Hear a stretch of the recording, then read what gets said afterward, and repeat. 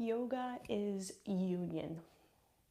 Yoga is union, and it is, union of mind and body, offers us a pathway for unity within ourselves, and also an opportunity for union outside of ourselves. I think this is why, although on a very surface level, there's something very uncomfortable about the notion that yoga can change the world, save the world, any of those really lofty statements. But in a very simple way, there are bits and pieces that we can take from our yoga practice that help to create more compassionate and empathetic individuals. I know for myself, it has been a rich source of self-study, and always, as I study myself, there's many ways to improve and to evolve.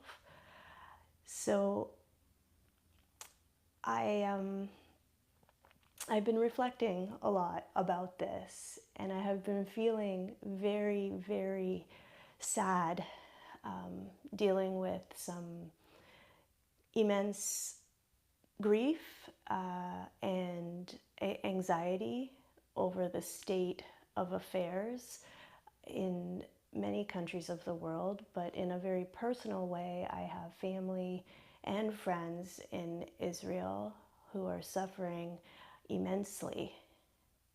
I also have intense sadness and grief for those in Gaza who are also suffering intensely. I can't seem to stop thinking about the hostages who need to be returned to their loved ones in Israel. The horror, everything they've gone through. And I can't stop thinking about the families and children and just everyone who's been displaced as a result of the conflict in the Middle East. There are always many, many issues around the globe. And I think it's natural when something hits home, when it's affecting someone you know in a deep way, it will affect you even more so. So this one is a personal issue for me. And despite all of the emotion of grief, anxiety, despair, anger, confusion, there's many, many emotions. Despite all of that, I can take a little bit of comfort from my yoga practice. And it is this idea of union that provides that comfort. So how do I make myself whole through the practice of yoga? And then how do I interact in the world in a way that feels complete and really connected to other humans as we, make our way in the world. So what I'd like to do today is share a practice with you. Not so much teach a practice, but just practice with you. So I'm going to share a practice that I have found helpful to me during this time to just settle me. I'll preface this practice with the fact, I think I often preface the practices this way, but everyone is different, and different temperaments, different nervous systems will require a different response from their yoga practice. So if you feel like practicing together and doing this with me, please give it a try. If you're feeling agitated, if it's not feeling like the right practice for you, then please do something else. Okay, I'm going to do some holdings and show some poses. I'm not going to give a whole lot of instruction, but you can just look at the screen and follow along. let's begin. Let's start with Uttanasana and a spacious Uttanasana.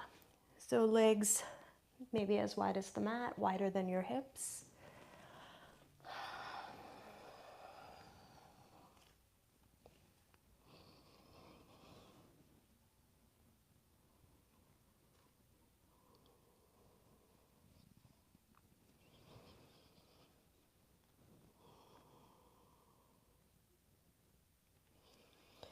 Now, one of the things about Uttanasana that I love is that it's one of these poses where the more you work with your legs, the more effectively you work with your legs, the greater the release that's possible through the trunk. And it's just this interesting relationship, how one part of the body can really benefit another. And there's so many times and relationships that we have where, sometimes we just need to be the one that does the work while the other can be open and receptive.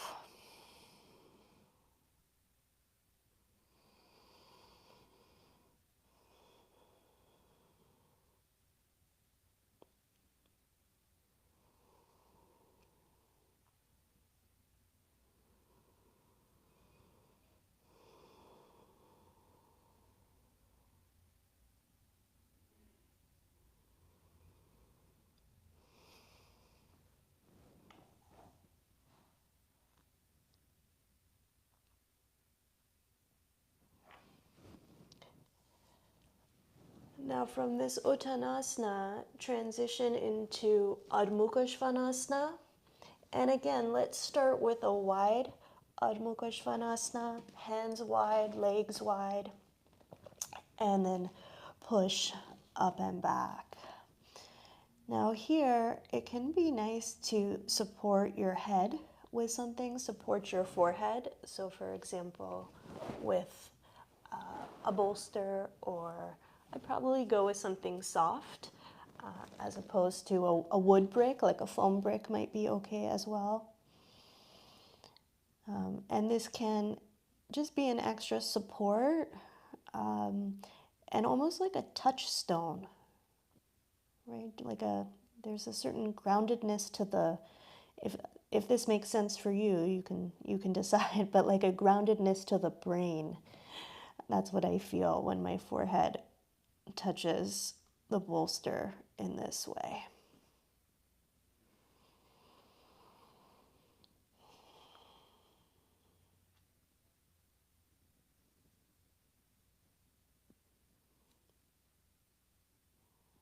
Okay, when you take poses with longer holdings, there's all sorts of, there's different techniques, different ways to be in your pose.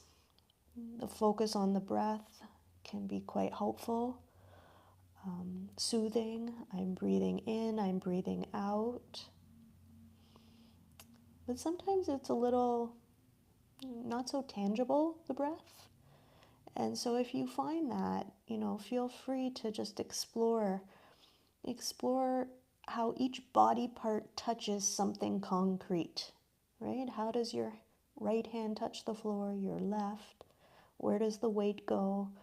How does the right foot, left foot touch? Where is the weight? What is the texture of the skin underneath the feet and hands?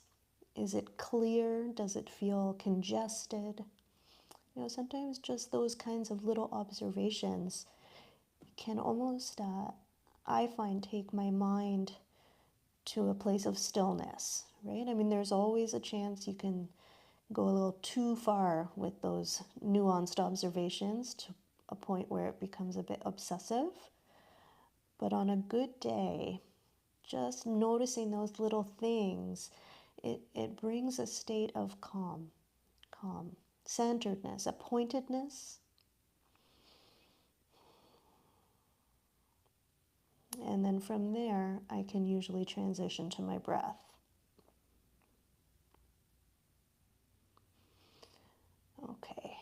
And now again, Uttanasana, coming to something a little more narrow.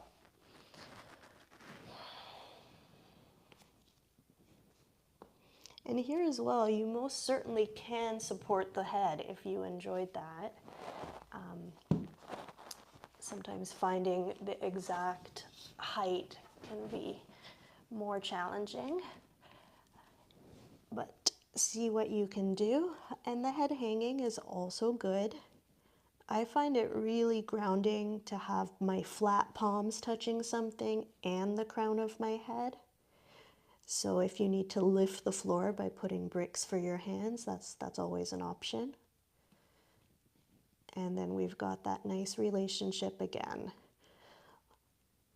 Lift your legs up, roll the buttocks over, torso goes down.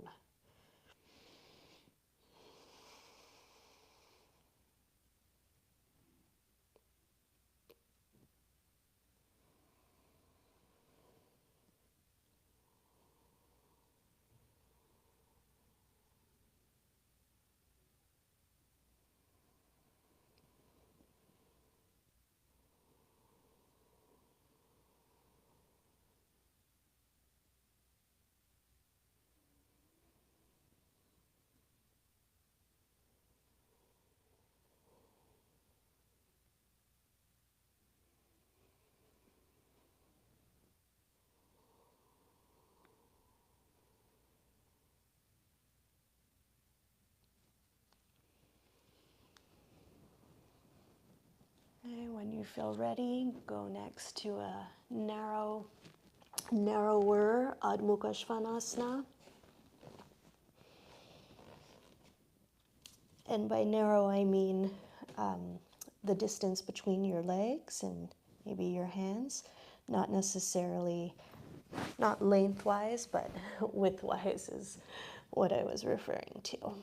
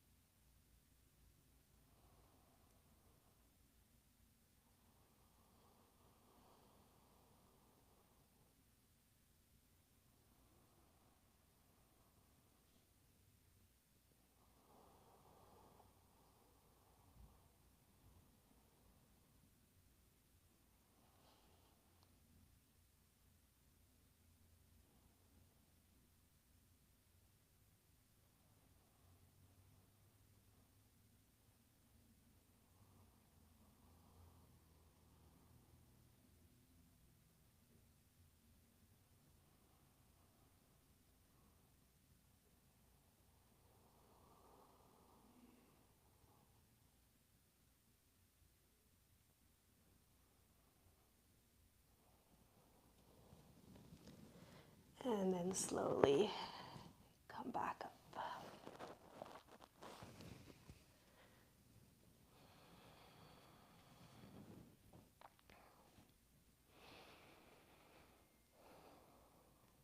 From here, let's take Prasarita Uttanasana, also with the head supported if possible.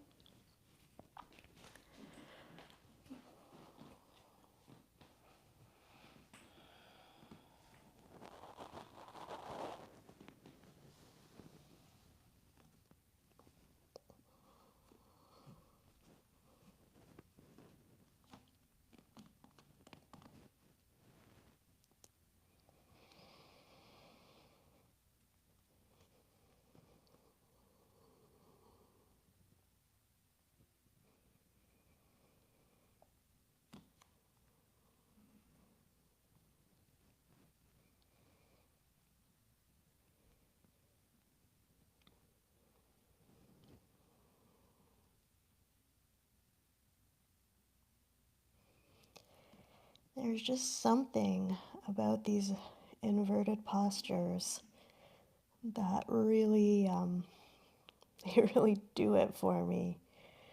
The legs need to be so strong, but then there's this humbleness, getting the head down, and I don't know, like a reflectiveness to the brain that just really naturally, like introspective or something, just comes.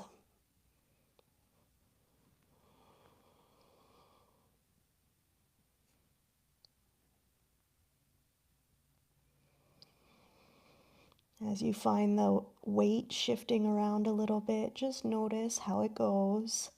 See if you can find your center.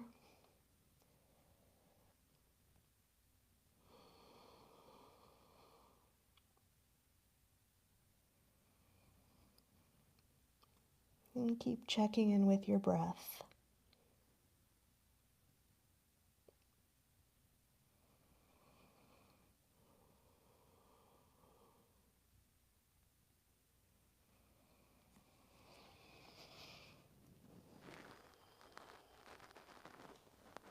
Okay, and then slowly come back up.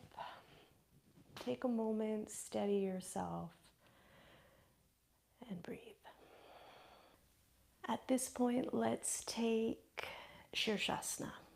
Okay, Salamba Shirshasana.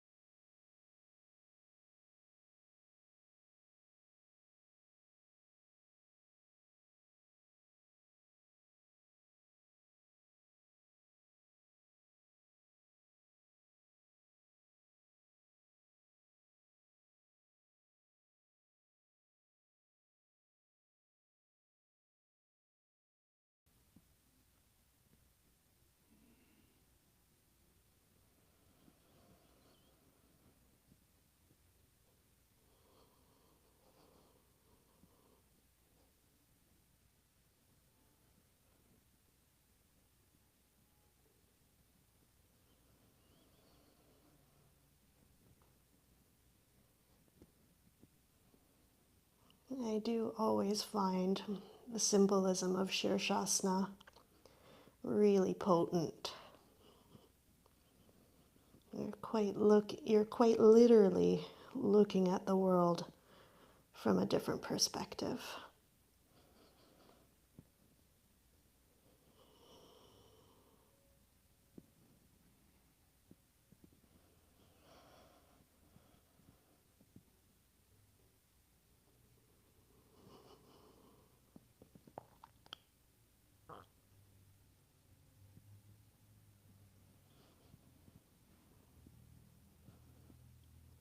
You make this Shirshasana practice your own.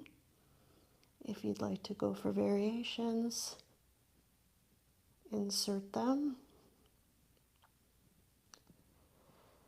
as per your ability.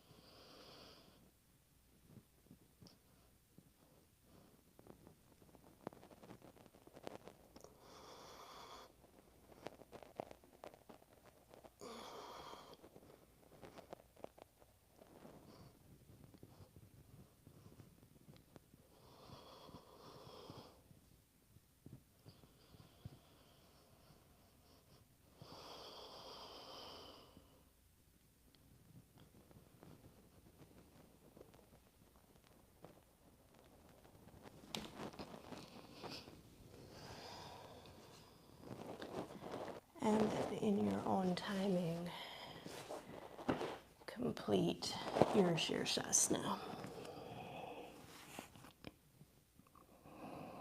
Let's move next into some standing poses.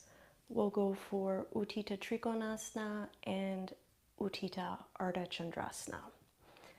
So there are many ways to do this asana. It can be done with support or without. Please make those good choices for yourself. Use the wall, use bricks, go independent. Okay?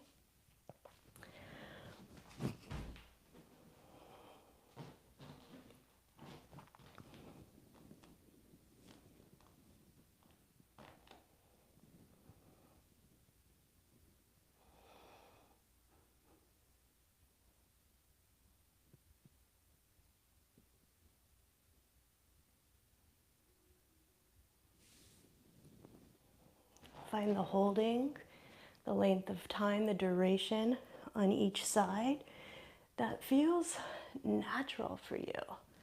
Right? Can you start to get into a bit of your own rhythm, like an organic feel to your self-practice?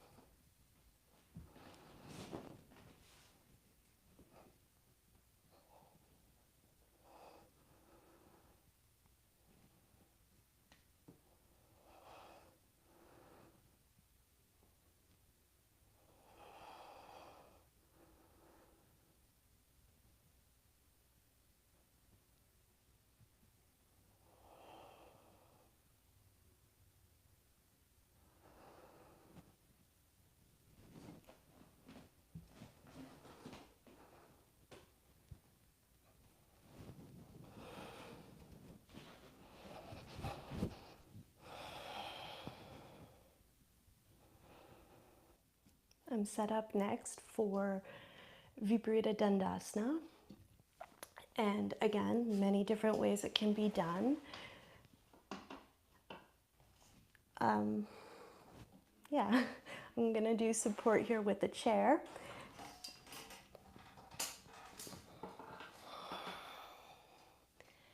At this stage of the practice, just the opening of the chest is what I'm craving.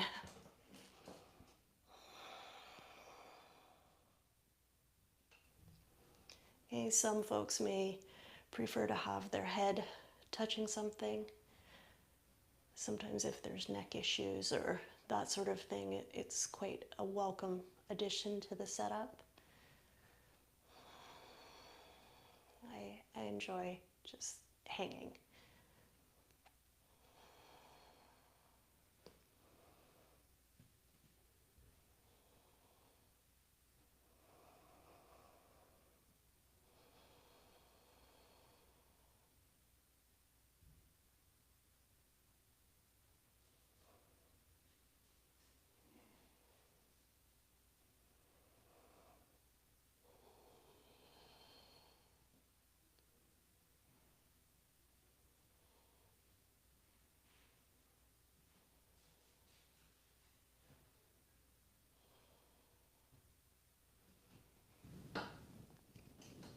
There are all sorts of different arm positions, arm variations that you can explore here.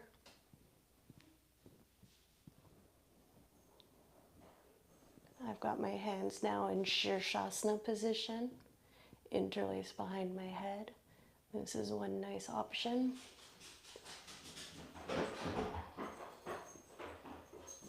And I hear my dog coming. Hello, Banjo.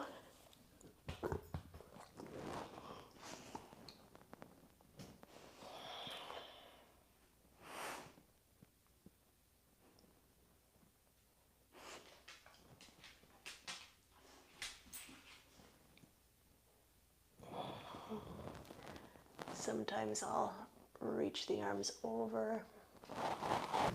Generally, when I do that, I like to take my legs a little lower.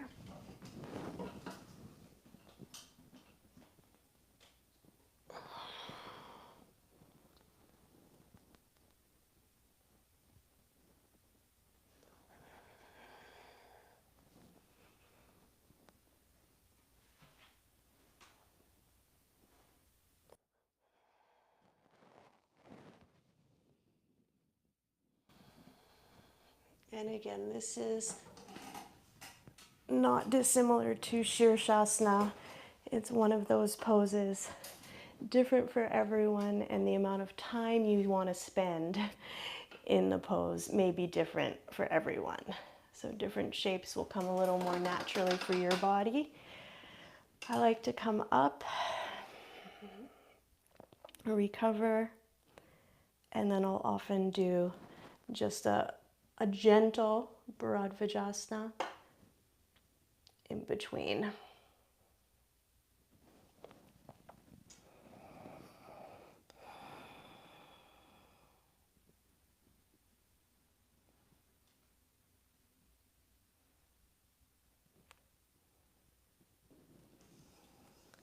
And then I'll go for one more round.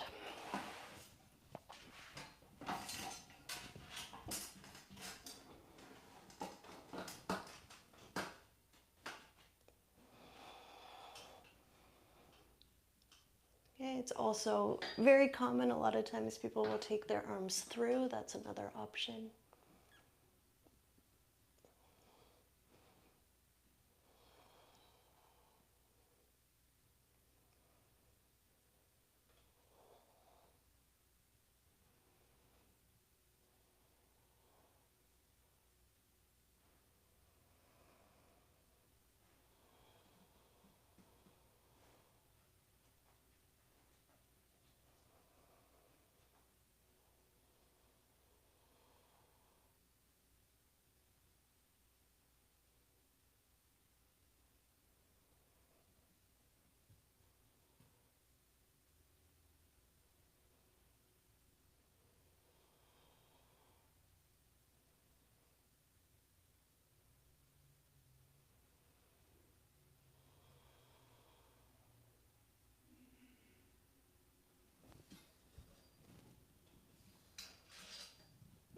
And then at the end of your pose, you can slowly bring yourself back up.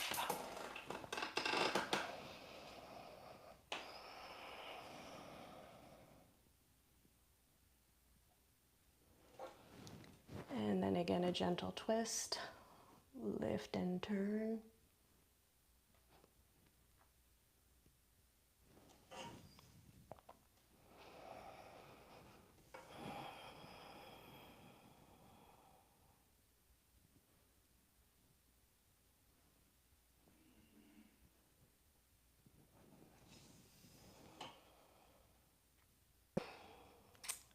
So next I'm set up here for Sarvangasana, variations, Halasana. I'm going to do like this and take my feet to the floor for Halasana and Suptakanasana.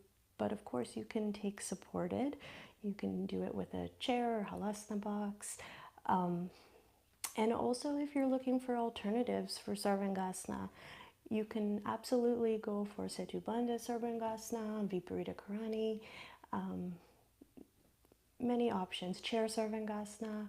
So, something within the Sarvangasana family would be a good option at this point of the practice. So for me, this is going to be the ending sequence. I'm going to do my Sarvangasana. Yeah, it will start to taper down. Okay.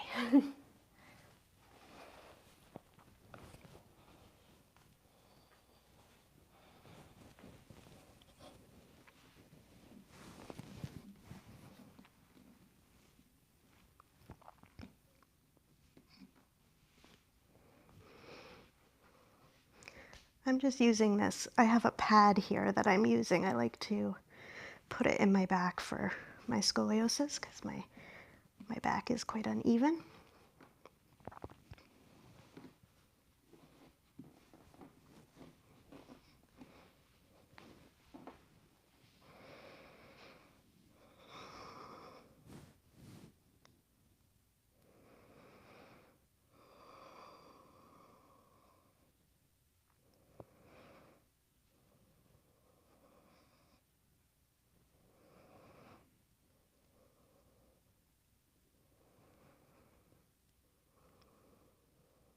Now, the same way that I mentioned that the symbolism of Shirshasana is potent, Sarvangasana as well.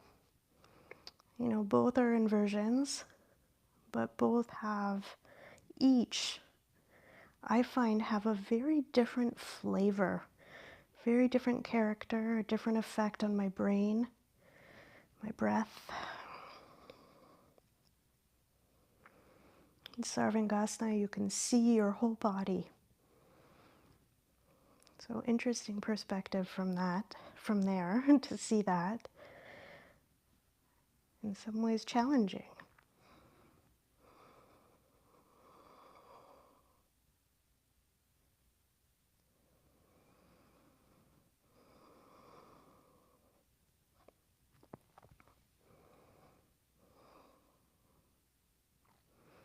And there's many variations you can take in your Sarvangasana. Feel free to cycle through as you wish.